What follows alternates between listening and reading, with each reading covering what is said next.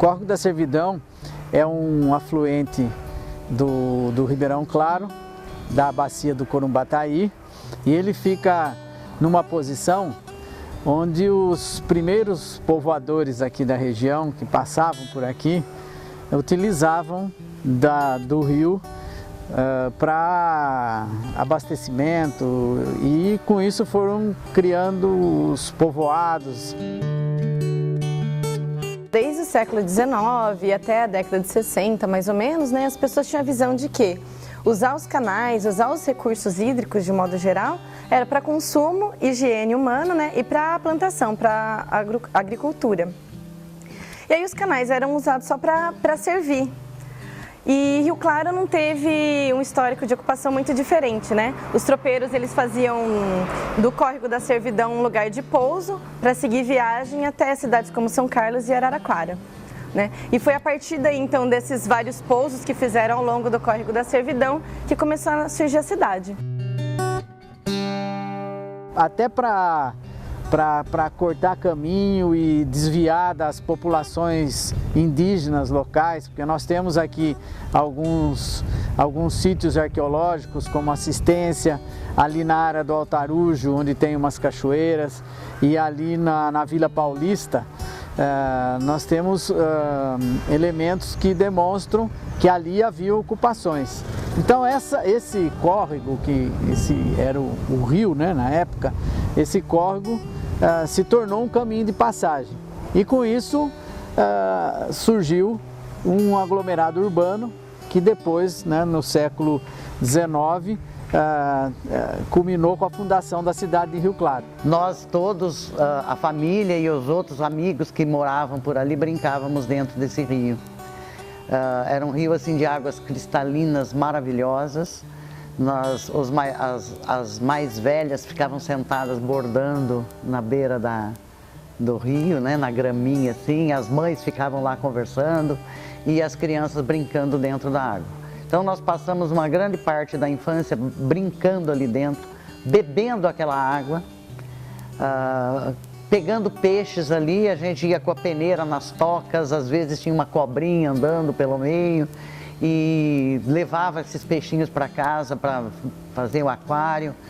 E então foi assim uma coisa tão bonita, foi uma infância tão rica, e todos os que a gente encontra e lembra do tempo que a gente brincava ali, todos têm muita saudade daquela época. Cresci, passei essa primeira parte da minha infância ali brincando no rio, pegando pedrinha, andando no rio. A gente andava dali da Rua 8 até no fim, ali onde é o Lago Azul, né? Andava por dentro do rio, passando embaixo, né, de algumas pontes. Tinha uns bancos de areia que a gente chamava de prainha.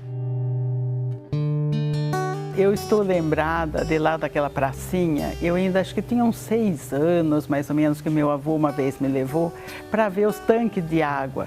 E a Avenida 26 era fechada por um portão. Fechavam às 6 horas da tarde, então de noite ninguém podia passar, que a bombinha lá era um calipe muito fechado. Ali na frente do castelinho tinha muitas mangueiras, eram um círculo assim, e bancos para a turma sentar. Mas tinha caminhos de flor que ia até o lago. Para a história, né, do Córrego da Servidão, que nasce aqui no lago, praticamente todas as nascentes do Córrego da Servidão é o Lago Azul, né? Você pode, eu estou aqui há 12 anos aqui no lago. Em todo esse tempo nós nunca tivemos períodos grandes de estiagem, mas as nascentes que existem aqui no lago não deixam que o lago sinta a falta de chuva. É um córrego, um rio, que no fim acabou ficando quase que totalmente dentro da zona urbana. E depois vai cruzar todo o que hoje é o centro da cidade e desembocar no Ribeirão Claro. Essa bacia do Corumbataí é uma das mais importantes da região, porque abastece o rio Piracicaba também, né? Desemboca no rio Piracicaba. O Córrego da Servidão tem um afluente também, que é o Córrego do Venzio, que desemboca ali próximo onde hoje é a rodoviária, né? Então essa região é a região, vamos dizer, acabou sendo a região praticamente central da cidade. Primeiramente, o canal era natural, e na medida que a cidade foi crescendo, as pessoas iam se estabelecendo, iam fazendo as primeiras construções, os primeiros asfaltos, né? E aí a superfície foi ficando toda impermeabilizada.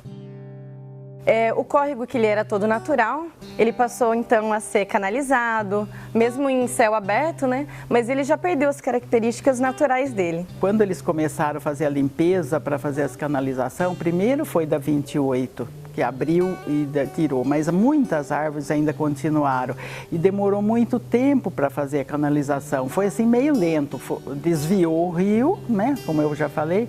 Aí foi indo assim para ir fechar, foi aos poucos, foi fechando de pouco em pouco. Daí foi canalizando lá e fechando tudo, né? Fez o asfalto lá, daí ficou bonito, né? Mas tirou tudo aquele encanto das crianças, as lembranças boas que tinha das pontes, né? Porque todo mundo ia lá pescar peixinho com a peneira. E, aliás, eu até comia os peixes, porque a água era limpinha, né? A canalização da Avenida Rio Claro, eu acho que foi feita para poder facilitar o fluxo de trânsito, para poder escoar o trânsito, ter uma avenida que cortasse transversalmente a cidade. Então, nesse sentido, foi bom, porque desafogou o resto da cidade do trânsito.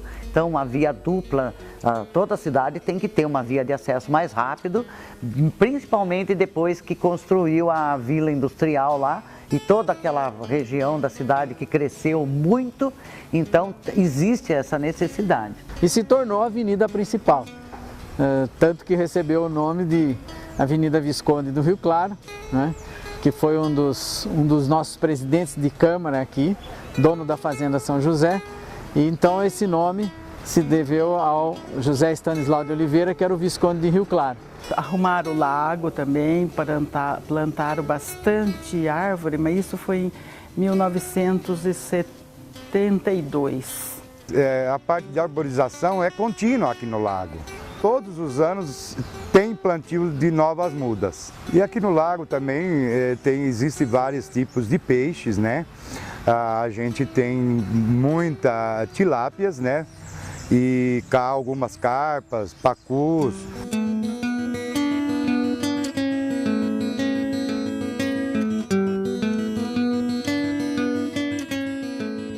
Mas eu não sei como é que não daria para ser também como era antes, né? A gente vê que algumas cidades conservaram, né, os rios, os córregos abertos, né? Não fecharam completamente, né? Campinas mesmo, né? Você tem ali espaços que são abertos. Agora eu não sei se foi uma tendência da época que fechava. Não sei dizer quais são também os projetos para Rio Claro, com os outros ainda que estão em aberto, né? Eu acho que se a gente cuidasse, eles poderiam ficar abertos, né? Eu acho bacana, assim, as pessoas saberem que ali passa um rio, né? Eu não sei se as crianças sabem isso.